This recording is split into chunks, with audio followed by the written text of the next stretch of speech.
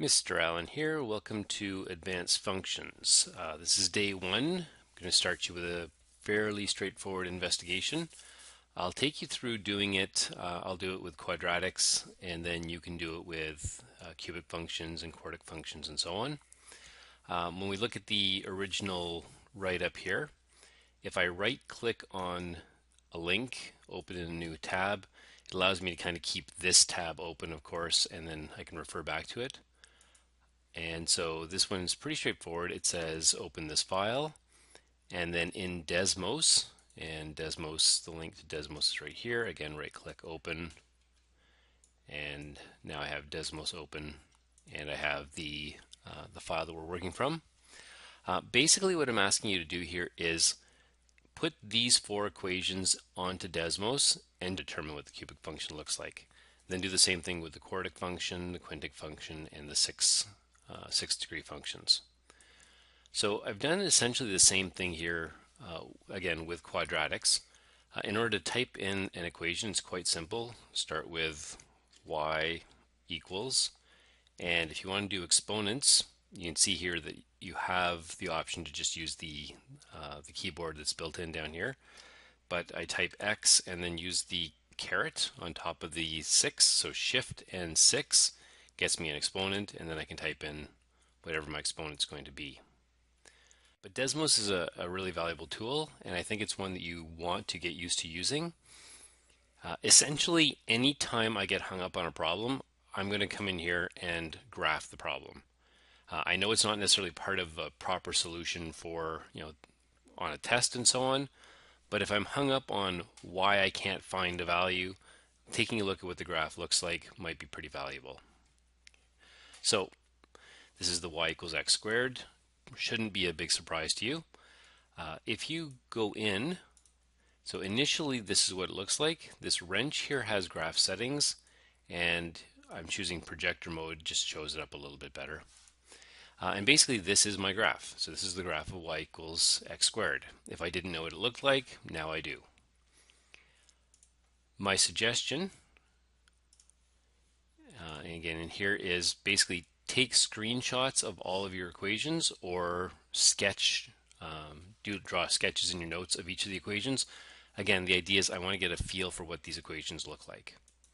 And so if I want to do the screenshot thing, I'm just going to go into Word. I'm going to come up here to Insert, and I'm going to insert a screenshot, and then a screen clipping. And then you see the Word window drops, and I can just left click and drag, and it puts a screenshot of that. So this is my y equals x squared, and if I want to, I can label it as such. So y equals x, small letter y, equals x, and then to get an exponent, I hold down the shift, control, and the plus x squared. Okay, so that's sort of, I guess I could have made this bigger, obviously. So there's the equation, and there's the graph for the first one. And then basically I just kind of go back and I'll do my second equation, type it in, take a look at what it looks like, okay, and then I want a screenshot of that as well. And again, insert screenshot clipping, and then I can left click and drag to get a feel for what that looks like. And then I can label it again. I can grab the corner and shrink it so that it takes up about the same amount of space as the other one. And again, just going to allow me an idea of this is what the basic shape of parabola is, given the fact that I'm using y equals x squared, or y equals 2x squared, or negative 6x squared. I'm going to get different, basically parabolic shapes in each case. And you can see this one, and oh my goodness, what's happened here? It looks like it's upside down. Take a screenshot, see if I can figure out why that happened later on. And then kind of the last thing here is, when I click on this one, I think you can see that it doesn't show up. You probably also recognize right away that that's probably just because I'm zoomed in too far. So I can use the mouse wheel to zoom out. I can use the minuses and pluses here to zoom in and out. And if I zoom in, zoom in, zoom in, you can see that I can get to the point where I can get a look at this. I don't necessarily like the look of this. It's quite skinny on the page. And so if I want to be a little bit more precise than just zooming in, zooming out, and just sort of by the way here, all I'm doing to move my graph around is left click and drag. So I can kind of pull it down, move it in and out. Under these graph settings, again, I can adjust these things a little bit more accurately.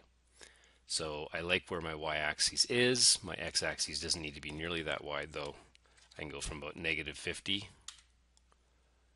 to about 50, and I get a nice look for my parabola. And now again, I can zoom in a little bit more to kind of get a nice proper shape here. I'll take a screenshot of that and include it in my work. And that's Desmos. Like, that's it. I just type in the equation and it shows up. I can zoom in, zoom out, take a get a feel for it. If I was wondering why, when I try to calculate a y value of 10,000 into this equation, why I'm not coming up with an answer, well, now I can clearly see the reason is the graph never gets that high.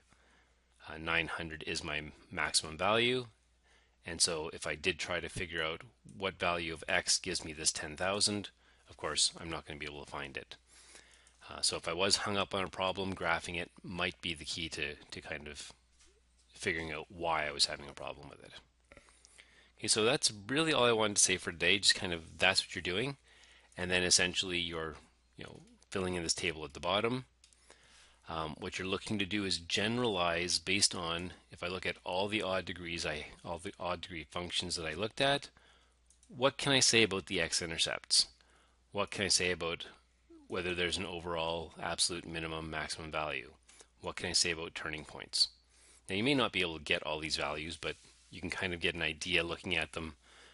When I had, if I look at what I have here, when I do all of these, well, for all of these, there was one minimum or one maximum.